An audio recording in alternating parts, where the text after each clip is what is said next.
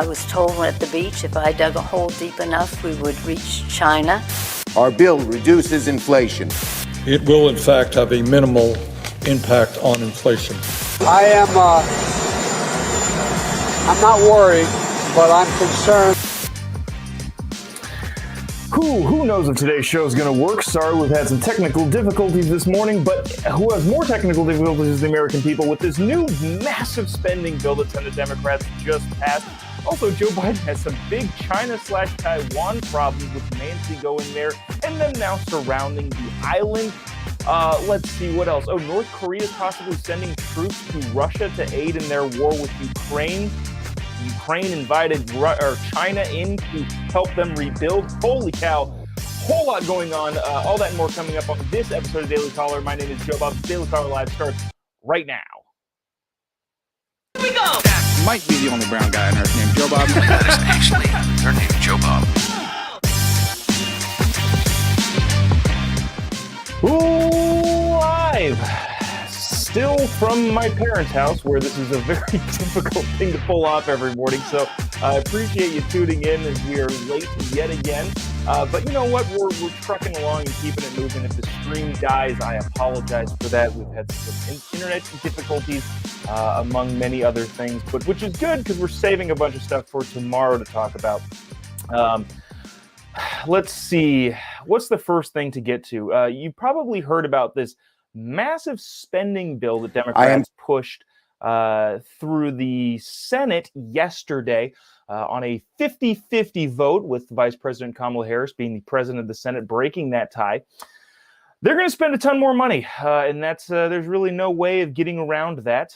We're going to I hate to be a Debbie Downer show on a Monday, but that's just the case. I wanted to listen to a couple clips from Senator Chuck Schumer, the majority leader in the Senate, talking about them passing a massive spending bill. The Senate on Sunday afternoon passed Democrats' $750 billion healthcare tax and climate bill in a quote-unquote significant victory for President Biden and his party. This is from CNN. The sweeping bill, weirdly named the Inflation Reduction Act, would represent the largest climate change investment in U.S. history and make major changes to health policy, giving Medicare the power for the first time to negotiate prices of certain prescription drugs. We'll talk about the specifics of that in a little bit, but I wanted to get to a couple of these clips from Senator Chuck Schumer as he's talking about this crazy big spending bill that probably won't actually do anything. And we'll talk about how it probably won't actually do anything in a couple seconds. Watch this from the majority leader. I am confident the Inflation Reduction Act will endure as one of the defining legislative feats of the 21st century. Our bill reduces inflation, lowers costs, creates millions of good-paying jobs, and is the boldest climate package in U.S. history. So that's what my issue with this is, and I feel like a lot of other people's issue with this is. This bill is named the Inflation Reduction Act, and we'll get to how that's not going to help inflation at all, according to the CBO and even a surprise senator who's saying, yeah, this isn't going to help at all. But it gives, so first of all, we're spending a bunch more money. And we're raising taxes in order to do that. Over the next 10 years, it would spend $430 billion to reduce carbon emissions and extend subsidies for health insurance under the Affordable Care Act. Basically, this is another one of those big omnibus crazy bills that has a bunch of stuff in it. They call it one thing that everybody wants. Oh, yeah, I'm all about inflation reduction. And then doesn't do any of that that it's supposed to do. Here's last clip of Chuck Schumer before we get to, again, a surprise senator that I didn't know I would be agreeing with on this Monday morning. Senator Schumer talking about American belief in the system. Watch this. To Americans who've lost faith that Congress can do big things, this bill is for you. To seniors who face the indignity of rationing medications or skipping them altogether. This bill is for you. And to the tens of millions of young Americans who have spent years marching, rallying, demanding that Congress on climate change, this bill is for you. All right, so this bill is for all of those people, most of which are unaware of how bills like this actually work. There is a fascinating tweet that we're going to get to in just a quick second, but don't take my word for it. Take the word of a senator that I don't often agree with on literally anything. What I'm talking about is the whole Inflation Reduction Act. Remember, this is called the Inflation Reduction Act, but it isn't going to do anything to help inflation. And don't take my word for it. Let's listen to a senator from Vermont talk about how much inflation this is actually going to reduce. Watch this. I'm going to take a moment to say a few words about the so-called Inflation Reduction Act that we are debating this evening. And I say so-called, by the way, because according to the CBO and other economic organizations who have studied this bill, it will in fact have a minimal impact on inflation. That is Senator Bernie Sanders of Vermont saying, yeah, according to the CBO and literally everyone, this is going to have a minimal effect on inflation whatsoever. So there is that. Let's see. The measure, large elements of the measure, which appeared dead a couple weeks ago, yada, yada, yada. This is from the New York Times.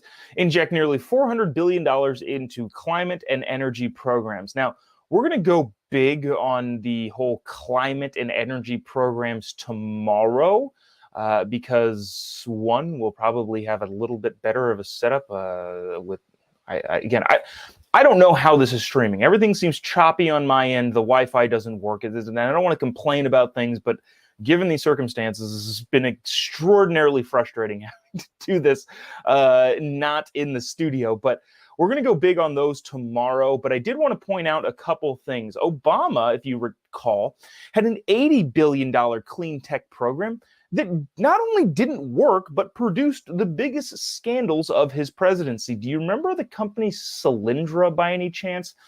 It was a clean energy company that effectively stole $500 million from the American taxpayer. Didn't actually produce anything. Was in existence for about 6 years. But we'll talk more about that tomorrow. There's several other companies involved with that too. But the bottom line here, and I want to get to these couple tweets, is that a lot of the clean energy, climate change stuff is just more money for slush funds of companies that don't actually do anything and to make your constituents feel good. A guy named Eric Garcia, I'm not sure who he is, but he's got a blue check mark on Twitter, tweeted something that I thought was actually very important, not because what he said was groundbreaking, but because what he said is indicative of so many people across the political spectrum that don't understand how these stupid bills work. He said in a tweet, the Republicans would vote against curing cancer if the Democrats proposed it. Obviously, the point he's trying to make is that Republicans don't like anything the Democrats do. And even if Democrats proposed curing cancer, Republicans would vote against it. I thought that was an incredibly important tweet because if Democrats did, in fact, propose curing cancer, I would hope that every single Republican would vote against it. You know why? Because you can't legislate that stuff into existence. You can pass a law, you could pass a bill, you could pass an ordinance, whatever it is that you want. You can pass, hey, cure cancer. That does not mean that cancer is cured. I guess in effect, you could pass funding for it and just have an unlimited amount of funding for any particular issue. But in most cases, when the government is involved, that doesn't work. This is a small example, and again, I know we'll get more into this tomorrow. A123 is a prominent, or was a prominent clean energy firm that the Obama administration subsidized with loans and grants that filed for bankruptcy, joining solar firms Solyndra, Abundant Solar, energy firm Beacon, and battery company Ener1. Solyndra, whose lead investor was a key Obama donor, is often cited by Republicans as a prime example of cronyism. The bottom line here, and again, we'll get into, I'm going to go deep on Solyndra tomorrow, barring some crazy President Biden slip up that, I don't know, causes somebody to launch a nuke. We want to go big on Solyndra in that it was a massive scandal, basically doing the same thing, which is what's happening now. Bottom line is, Congress and the president and the federal government passed this big old money hunk thing that didn't work, and the companies ended up stealing all of the money, and the taxpayers were on the hook for it. It's like $80 billion of stuff that did nothing. So when they talk about the biggest climate change package in the history of the United States government, essentially what that means is, hey, we're just going to throw money at people who tend to vote for us and then spend their political capital on re-electing us. That is that. We'll get into more of this again tomorrow, just wanting to, do that. Not, again, to just ruin your week on a Monday, but there's some other stuff going on around the world that we should be aware of. China, I don't want to say in reaction to Nancy Pelosi visiting, but China has positioned lots of big ships and big military equipment around the island nation of Taiwan. I'm trying to find this article here. China's military exercises recently show that Beijing doesn't need to invade China to control it. Rather, it can strangle the self-ruled island by cutting it off from the outside world, Chinese and American analysts say. Now, there's a clip that I wanted to play here from Nancy Pelosi that I thought was pretty funny that she made, I believe, on Friday, maybe it was Saturday, talking about why she has such a connection to China. Remember last week and the week before we talked about Nancy going to Taiwan, and the Biden administration didn't want her to go. China threatened that she went. She ended up going, which I was a proponent of. Pound sand, China. We can do whatever we want. We're going to. But now China seems to be responding by surrounding Taiwan with a bunch of military exercises and so on and so forth. But Nancy defended her actions of going to Taiwan, oddly, by saying this, and then we'll get to Joe, what he actually said. Check this out.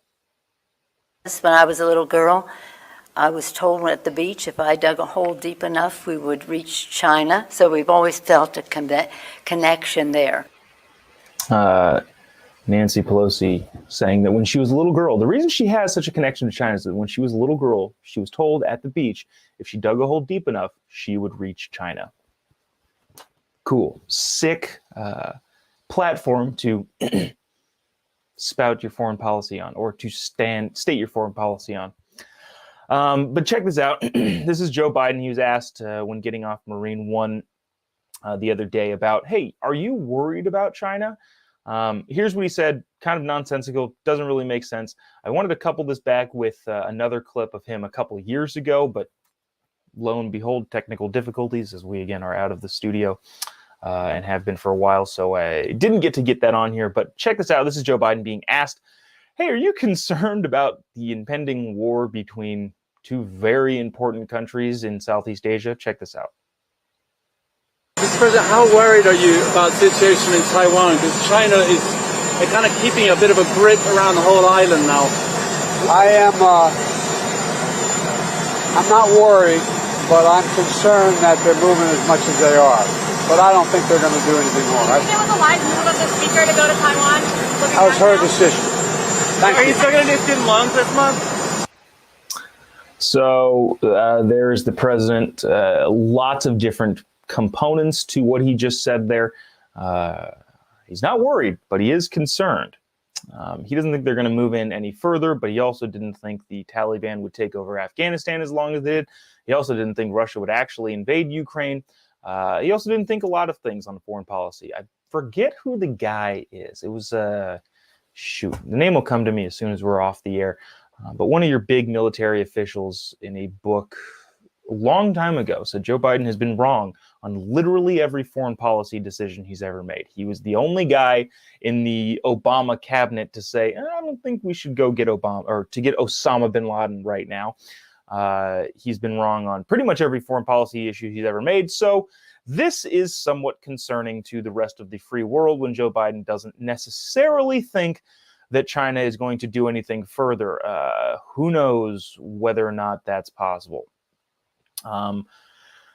In other China news, so just so you know, here's what's happening. The People's Liberation Army, which is what China calls its military, has officially began last Thursday, focused on 6 zones, essentially encircling Taiwan, restricting access to civilian ships and aircrafts in the area as forces conducted live fire drills and missile launches. The 6 areas were chosen to show China could cut off Taiwan's ports, attack its most important military installations, and sever access for foreign forces that may come to Taiwan's aid. Another interesting wrinkle in this whole China-Taiwan, actually Taiwan's not involved in this at all, but in the whole China component with Joe Biden, not related, but also very much related.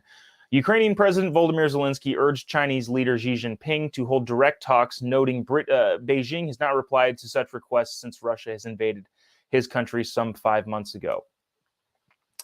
The last time the pair spoke was a year ago. Zelensky told the South China Morning Post in an interview published on Thursday, since Russia's invasion on 26th, he's asked officially for a conversation with Xi Jinping and has not responded. Zelensky says that a conversation and dialogue would be helpful with China. There's a lot of reports and headlines going out, not entirely fair, saying that Zelensky is asking China to help rebuild Ukraine. He's asking for a conversation. I'm not going to go as far as to say that he's actually asking China specifically, please help us rebuild. But if the Ukrainian president were asking China for help and China were to deliver on that help, the United States should say, nah. And 2, probably pull all the funding. I don't know the specifics. I'm not a military guy, but we have given a massive outsized amount of money, military equipment, and overall support to Ukraine. If they decide to go with China to help rebuild them and face the Russians, I would imagine that the United States and all of our forces and help and aid should be out pretty dang near immediately. Speaking of this Russia-Ukraine, it's been a morning, guys. Appreciate you sticking around here. Speaking of this Russia-Ukraine, if this couldn't get any crazier, check this out. Fathead in North Korea, Kim Jong-un, who I don't know if you guys are seeing this on the screen or not. It's not coming up on my screen. There it is. North Korea expected to or possibly sending troops to Russia. This is crazy. There's so many. China and Taiwan, Taiwan and Ukraine, North Korea and Russia, and all we have is an old dude who can't, I don't know, wipe his own butt in front of the Pope. That was weird. That didn't happen. I'm going off into way too many tangents. Bottom line is Joe Biden seems ill-fit and ill-equipped to do what he's doing in the position that he's in, considering all of the crazy things happening around the world.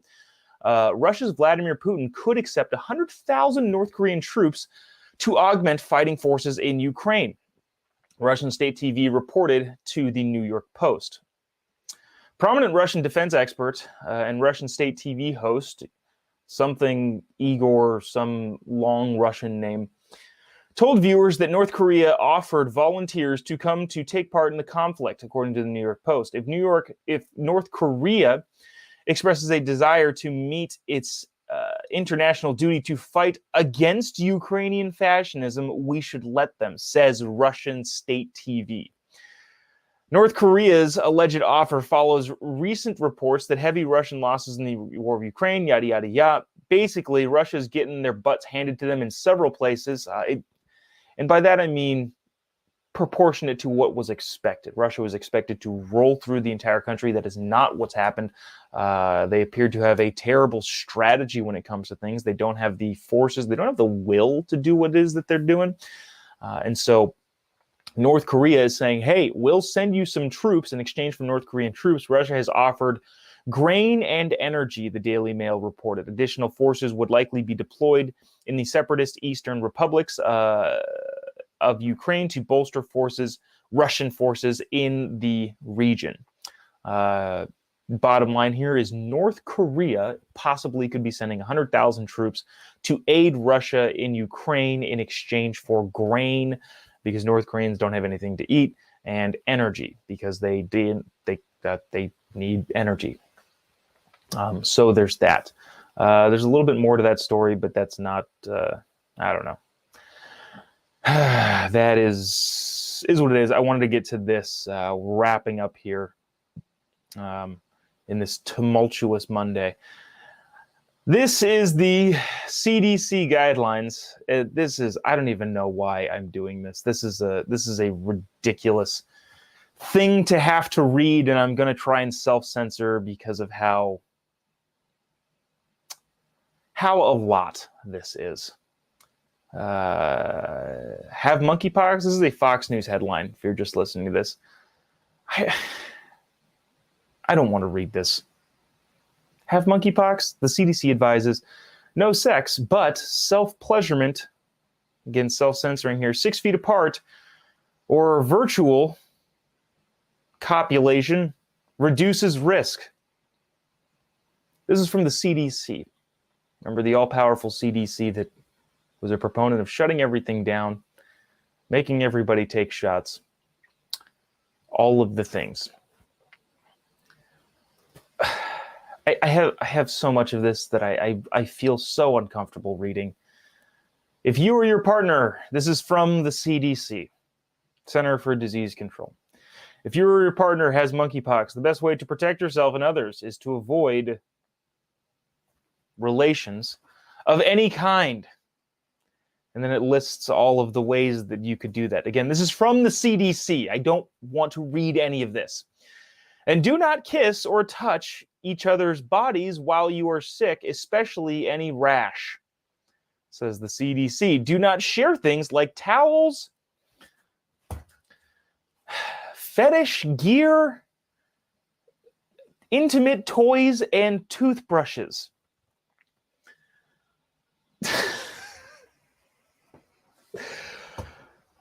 The CDC continues. Self-pleasurement together at a distance of at least 6 feet without touching each other and without touching any rash, the CDC recommends. Remember to wash your hands, your fetish gear, your intimate toys, and any fabrics, bedding, towels, clothings after doing the act.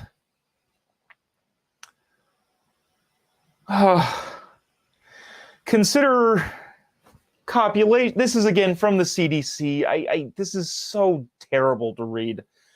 Consider your activities with your clothes on or covering areas where rash is present, reducing as much skin-to-skin contact as possible.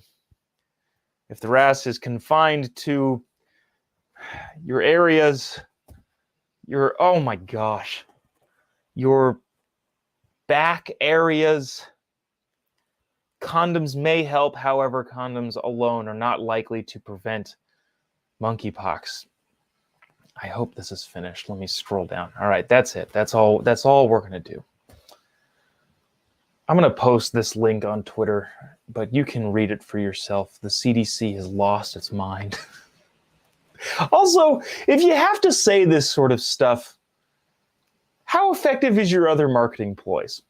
Hey, don't do the dirty with strangers, and you'll probably be okay from the monkeypox virus. You don't have to give all of the explicit detail. Centers for Disease Control. This has not been the best show. and I apologize for it, but hopefully there was some information. Tomorrow, again, we're going to go big on the Solyndra scandal. If you don't remember the Solyndra scandal from the Obama administration, stick with us tomorrow. We're going to go deep on that. Basically, all of these clean energy bills and all this billions of dollars that we've been spending ain't going to do nothing. So it repeats itself.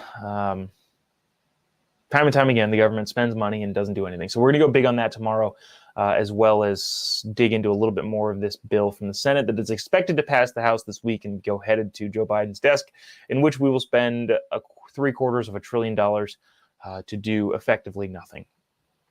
So there's that. That'll do it for us today. If you haven't already, give me a follow on any of your social media accounts. Just type in Jobob pretty much anywhere. You'll be able to find me.